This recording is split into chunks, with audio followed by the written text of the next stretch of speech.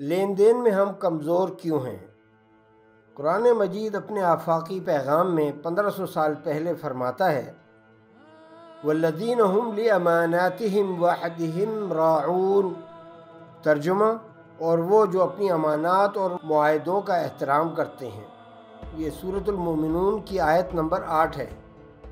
یعنی غور فرمائیں کہ ہم کو 1500 سال پہلے کتنا عظیم سبق قرآن پڑھا رہا ہے کہ اپنی امانتوں کا اور لین دین کا سختی سے خیال رکھیں۔ تو آپ خود بغور مطالعہ فرما لیں کہ جو قومیں بھی آج اپنی امانتوں اور لین دین کا خیال رکھتی ہیں تو وہ کہاں ہیں اور خود ہم کہاں کھڑے ہیں۔ جو صدقات دینے میں اور حج عمرہ پر جانے میں دنیا میں کمال رکھتے ہیں، سب سے آگے ہوتے ہیں، مگر آپ ان کا لین دین اگر ملاحظہ فرمائیں، امانت لینے کا اور دینے کا طریقہ ملاحظہ فرمائیں تو ہم بہت پیچھے محسوس کریں گے اپنے آپ کو۔ کیا واقعی ہم اتنے گر گئے ہیں کہ سب سے کرپٹ قوم کہلا سکتے ہیں؟ اور اگر آپ تھوڑی کوشش کر کے گوگل سے ذرا ٹاپ 10 قوموں میں مشاہدہ فرمائیں تو آپ کو سخت دکھ ہوگا کہ ہم کسی بھی اخلاقی سرگرمی میں آگے نہیں ہیں، ٹاپ پر نہیں ہیں، بلکہ ہم چند گری ہوئی قوموں میں سے ایک قوم بن چکے ہیں، کیونکہ ہم نے غریب کو اس کی امانت دینا نہیں سیکھی، غریب کا علاج کرنا نہیں سیکھا، غریب کو روزگار دینا نہیں سیکھا۔ تو ہم تو ایک غریب یتیم کو سہارا نہیں دیتے، اور جب لاکھوں اور کروڑوں میں ہم کو یہ رقم لینی ہو اور دینی ہو لوگوں کو، یعنی لوگ بھی لاکھ ہوں کروڑ ہوں جن کو ان کا حق دینا ہو اور جن سے لینا ہو وہ بھی کروڑوں میں ہوں، تو آپ اندازہ لگائیں کہ کتنی محنت کا کام ہے۔ یہ وہ سبق ہے جو ہمیں 1500 سال پہلے سکھایا گیا ہے اور سمجھایا گیا ہے کہ امانت کیا ہوتی ہے۔ اب تو رقم موبائل سے بھی SMS کے ذریعے مل جاتی ہے۔ آپ کو تعجب ہوگا کہ ابھی تک ہماری قوم سو رہی ہے۔ مختلف جگہوں پر الگ الگ مختلف ناموں سے لوگ زکوٰۃ بھی جمع کرتے ہیں، صدقات بھی جمع کرتے ہیں، ٹیکس بھی جمع کرتے ہیں، لیکن مختلف جگہوں پہ مختلف طریقوں سے لیے جاتے ہیں، لیکن کبھی بھی ایک منظم طریقے سے نہ تو جمع کیا جاتا ہے، نہ ہی ایک منظم طریقے سے اس کو تقسیم کیا جاتا ہے غریبوں میں۔ یہی لین دین ہے جس کی ہم کو 1500 سال پہلے تلقین کی گئی ہے، مگر تعجب ہے ابھی تک ہم نہ تو منظم ہو پائے ہیں اور نہ ہی کم از کم جو رقم لی جاتی ہے اس کو منظم طریقے سے جمع کر کے غریبوں اور محتاجوں کو پہنچا سکتے ہیں۔ یہی بنیادی لین دین کا طریقہ ہے جو ابھی تک ہم سیکھ نہیں پائے ہیں، اور چونکہ معاشرے میں لوگ بنیادی اصول نہیں بنا سکے، جس کی وجہ سے مسلمانوں میں لین دین دوسری قوموں سے کمزور ہے۔ مراد یہ ہے کہ جو قوم بھی منظم ہو کر چلتی ہے اور لین دین میں انصاف کا ترازو ساتھ رکھتی ہے، صرف وہی قوم ترقی کرتی ہے اور وہی اعلیٰ مقام حاصل کر سکتی ہے۔ ہم چونکہ کرپشن کو کنٹرول نہیں کر پاتے، منظم قانون سازی نہیں کر سکتے، پیسے کے لین دین کو ترتیب میں نہیں لا سکتے، لہٰذا ہم لوگ پیچھے رہتے ہیں۔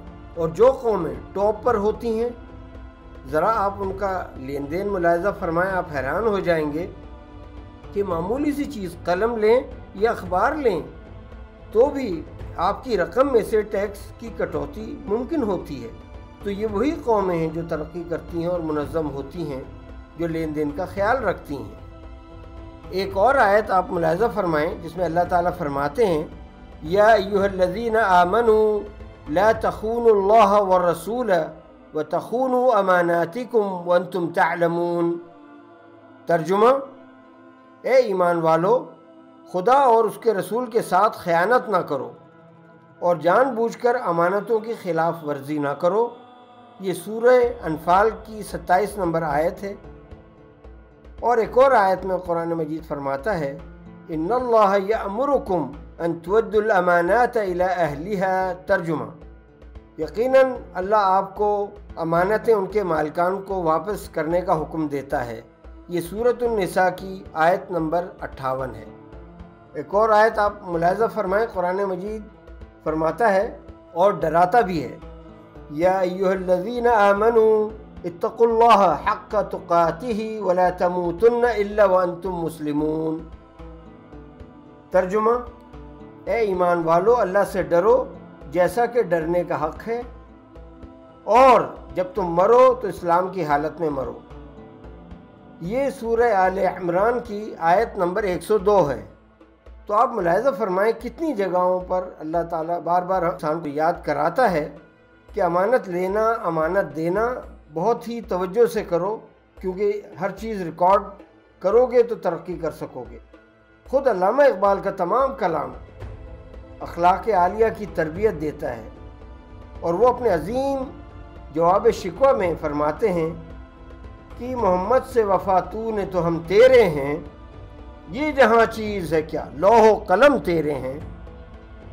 यानी कि अल्लामा इकबाल अल्लाह ताला का जवाब सुना रहे हैं, और वो यकीनन हर लिहाज से अखलाक आलिया होने की दलील है। यानी जो शख्स भी नबी करीम सल्लल्लाहु अलैहि वसल्लम के औसाफ और अखलाक अपना लेता है तो वो अजीम औसाफ वाला शख्स हो जाता है। एक और शायर ने अच्छे अखलाक के ऊपर कितना खूबसूरत शेर सुनाया है, ज़रा आप मुलाहिज़ा फरमाएं। अखलाक से आरी है अभी सीरत इंसान, कहते हैं कि अब ज़ीस्त में आराम नहीं है। यानी जो कौम भी तरक्की करती है उसकी सीरत यानी किरदार बहुत बुलंद हो जाता है, जो आला अखलाक की निशानदही करता है। यानी दूसरे लफ्ज़ों में यूँ समझें, जिनके अखलाक अच्छे होंगे वो ज़ाहिर लेन देन में भी अच्छे होंगे, और जिनके अखलाक पस्त होंगे या ख़राब होंगे तो वो कौमें तबाह हो जाती हैं और उनको आराम ज़ाहिर नसीब नहीं होता, क्योंकि लेन देन में अच्छे नहीं हैं, एक दूसरे के पैसे खा जाते हैं, एक दूसरे की अमानत खा जाते हैं, तो बरकत और रहमत वहाँ नहीं आती, उनको आराम भी मैसर नहीं होता। यानी कि अल्लाह ताला और नबी करीम सल्लल्लाहु अलैहि वसल्लम सबका ये अटल फैसला है, जो कौम तरक्की करना चाहती है और माशरती बुराइयों से बचना चाहती है, बद अखलाक़ी से बचना चाहती है, तो उसको कुरान भी यही फरमाता है और नबी करीम सल्लल्लाहु अलैहि वसल्लम भी यही फरमाते हैं कि लेन देन में हर तरह से मोहतात हो जाएं। इंसान अल्लाह की एक ख़ास तख्लीक है, इसने इंसान को अपना नायब या खलीफा बनाया है और कायनात में इंसान की खिदमत के लिए बाकी सब कुछ पैदा किया है। मखलूक में हर चीज़ इंसान पर अल्लाह सुब्हानहू व तआला की तरफ से एक अता है। ज़मीन पर अल्लाह के नायब के तौर पर इंसान के किरदार को खलीफा का किरदार भी कहा जाता है। इसके ज़रिए अल्लाह ताला तमाम काम तरतीब से और अखलाक से मुकम्मल करने का हुक्म देता है, जो बहुत गहरे मानी देता है। मगर अफसोस है, अभी तक हम लोग सिर्फ़ कम इल्म हैं और अपने हालात से बेखबर हैं। यही हमारी पहचान बन चुका है। हमको जागना चाहिए और कोशिश करना चाहिए कि हम इस करप्शन से जल्द अज जल्द निकल आएँ और टॉप की अच्छी कौमों में हमारा शुमार हो और हम भी तरक्की कर सकें और तरक्की याफ्ता कौमों में शाना बशाना शामिल हो सकें। ये पैगाम औरों को भी सुनाएं, हो सके तो तर्जुमा भी फरमाएं। बहुत शुक्रिया।